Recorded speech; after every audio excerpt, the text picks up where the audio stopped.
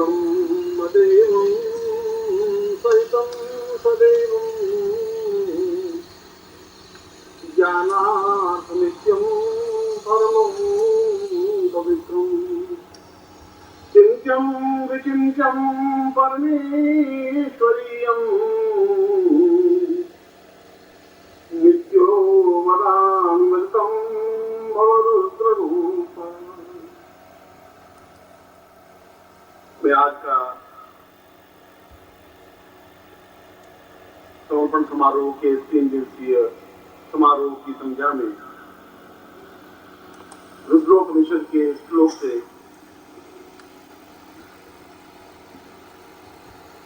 अपना प्रवचन प्रारंभ कर रहा हूं।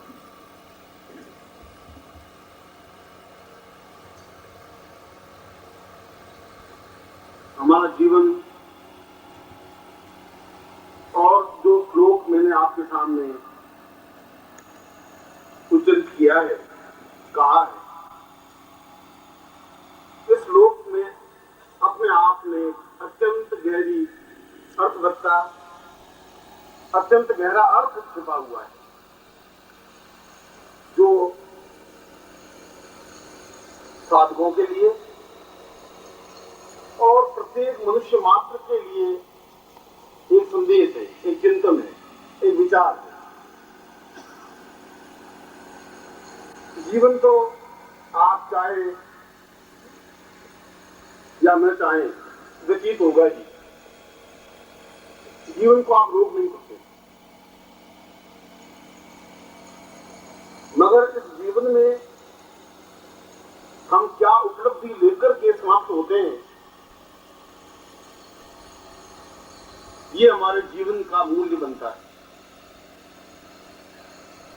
पैदा तो प्रत्येक व्यक्ति एक सामान्य तरीके से ही होता है, चाहे गांधी हो और चाहे ईसा मसीह हो, चाहे शंकराचार्य हो, चाहे कृष्ण हो। एक अत्यंत सामान्य तरीके से ही वे जन्म लेते हैं और गलियों में खेलते हैं, छोटी सी पाठशाला में पढ़ने जाते हैं,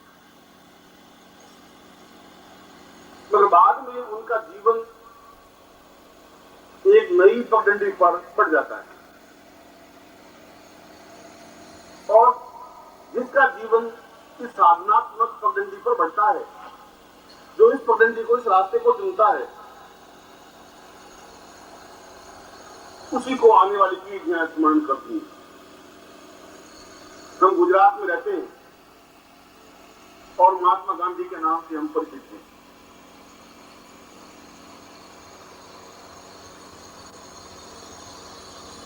ज्यादा से ज्यादा हम उनके पिताजी के नाम से परिचित होंगे,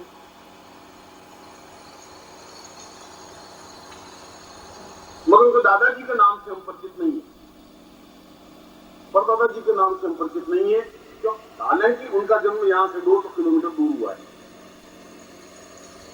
क्या बात हो गई कि गांधी के नाम हम और पूरा इंग्लैंड, अमेरिका और पूरा विश्व जानता है,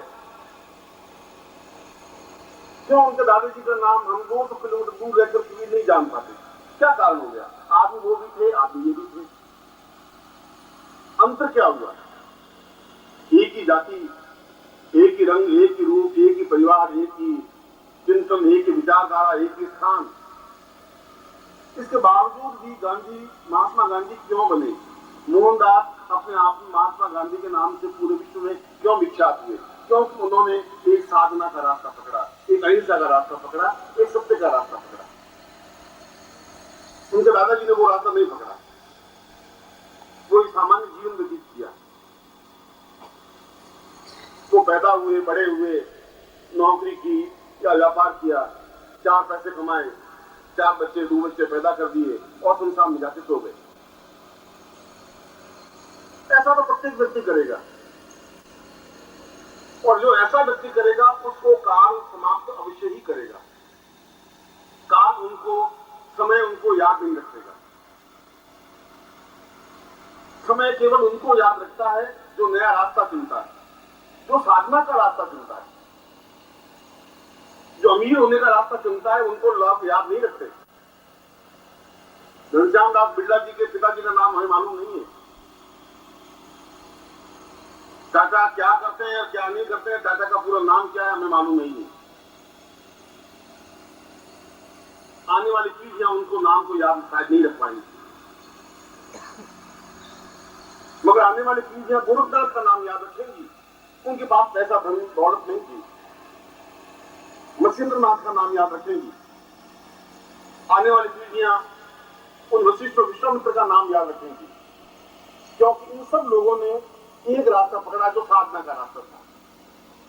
धनवान बनने का रास्ता उन्होंने नहीं पकड़ा,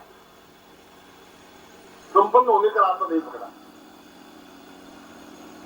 संपन्न होना जीवन में बहुत बड़ी उपलब्धि नहीं है, आवश्यकता है। आवश्यकता तो हमारे जीवन की इतनी कम और इतनी ज्यादा है, उनका कोई अंत है ही नहीं।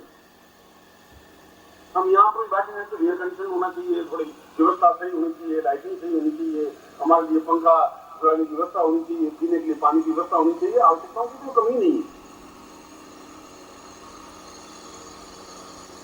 और जितनी ज्यादा आवश्यकताएं बढ़ जाती हैं उतनी ज्यादा जीवन की समस्याएं बढ़ जाती हैं।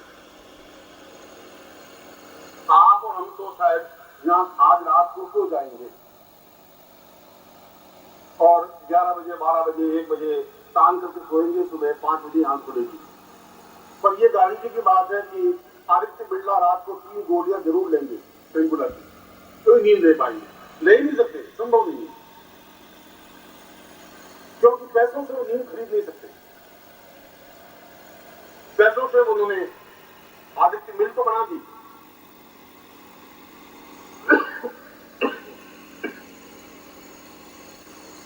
बीसीएम के दिल्ली क्रॉप मिल के चेयरमैन दादा चौथ नाम जी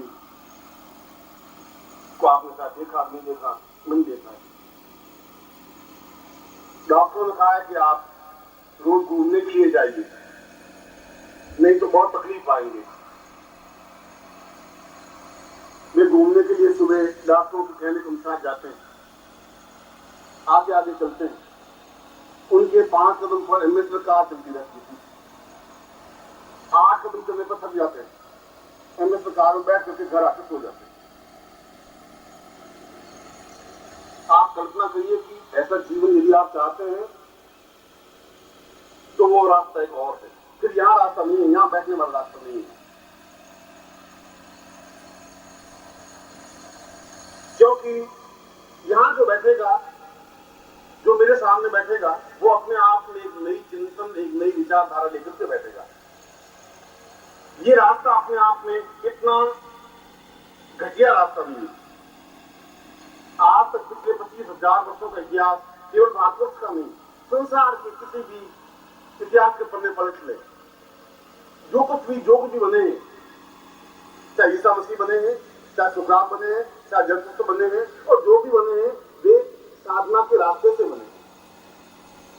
उन्होंने जीवन में साधना को एक आधार बनाया, एक चिंतन दिया, एक विचारधारा दी, एक लक्ष्य बनाया।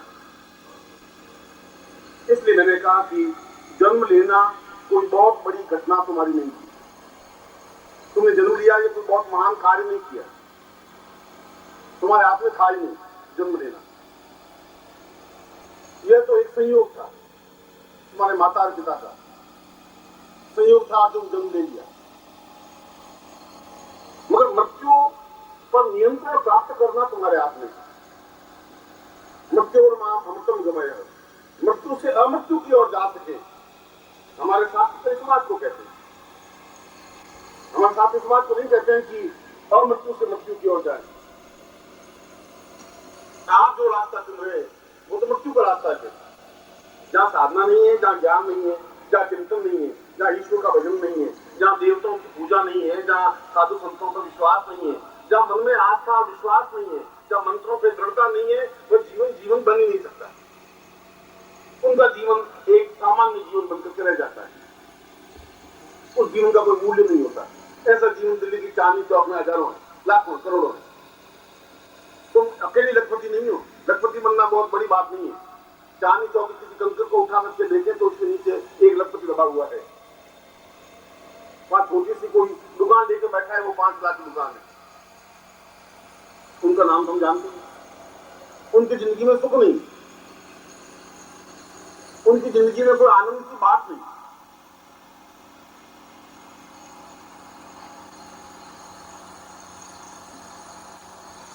मैं ऐसा कहने का मतलब मेरा ये नहीं है कि हम अपने जीवन के मूल्यों को खो दें।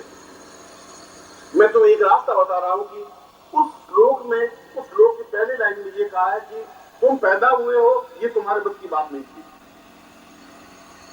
मतलब उसमें एक बहुत बड़ी सारभूत बात कही है। सारभूत बात ये कही है कि जन्म भी हमारे हाथ में हो, ये बहुत महान सत्य है। मृत्यु तो हमारे हाथ में हो सकती है, यदि तुम्हें सद्गुरु मिल जाए, यदि सही रास्ता मिल जाए, यदि जीवन का कोई पथ मिल जाए, यदि कोई साधना मिल जाए, यदि कोई चेतना मिल जाए। ये कोई जरूर नहीं तुम्हें मिले, ये कोई जरूर नहीं तुम्हें गुरु मिले, तुम यहाँ बैठे हो, ये कोई जरूर नहीं तुमने जिंदगी में गंगोत्री के दर्शन किए ही हो, ऐसा तुम्हें कोई जरूर नहीं है। तो बाद में तुम रहते हो, पूरी जिंदगी बीत जाएगी, तुमने गंगा जी नहीं गए, इसका मतलब ये नहीं गंगा जी है ही नहीं जा सके, गंगोत्री को तुमने देखा ही नहीं।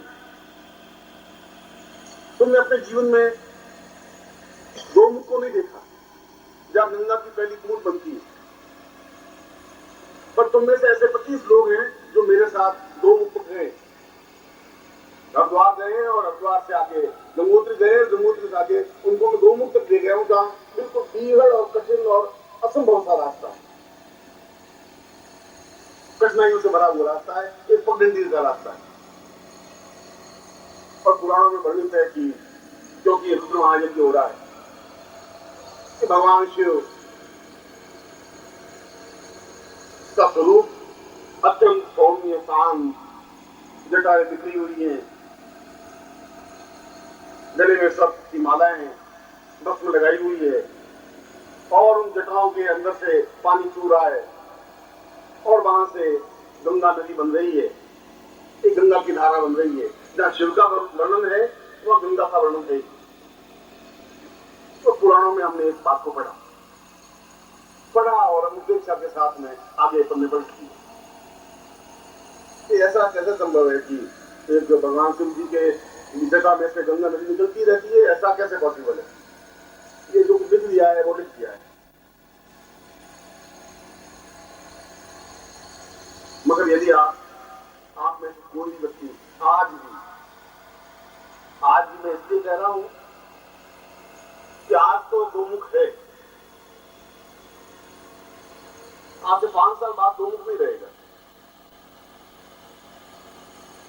आज से 15 साल पहले गंगा नदी थी, आज गंगा नदी नहीं है। हरिद्वार में जाएंगे तो गंगा नदी से पहले बांध बना हुआ है और बांध से पानी छोड़ते हैं जब ज्यादा भीड़ गति हो जाती है। ओरिजिनल जो गंगा नदी गंगोत्री से निकलती है उसके पानी के दर्शन आप नहीं कर पाते, वो तो संभव रहा ही नहीं। पिछली पीढ़ियों ने जरूर देख लिया, तुम नहीं देख पाए। आने वाली पीढ़ियां इतिहास में जरूर पढ़ेगी कि एक गंगा नदी गंगोत्री से निकलती थी। मैं वर्णन कर रहा था गौमुख का, और यदि आप गौमुख जाएं देखें कि बर्फ का बहुत बड़ा चट्टान, इतनी कि हमारी जितनी आंख ऊंची जाती है उतनी बड़ी बर्फ की चट्टान है, लंबाई और चौड़ाई।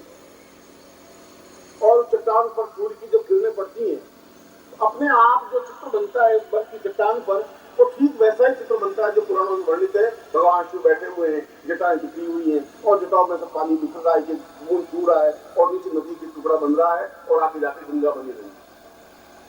क्या पुराण गलती। और आप फोटोग्राफी, अगर आपके पास कैमरा है, फोटो ले, बर्फ का फोटो आएगा ही नहीं, भगवान शिव का फोटो आएगा। इससे ज्यादा हमारे क्या चाहिए हमारे पुराणों के इतिहास को? यदि हम देखें ही नहीं,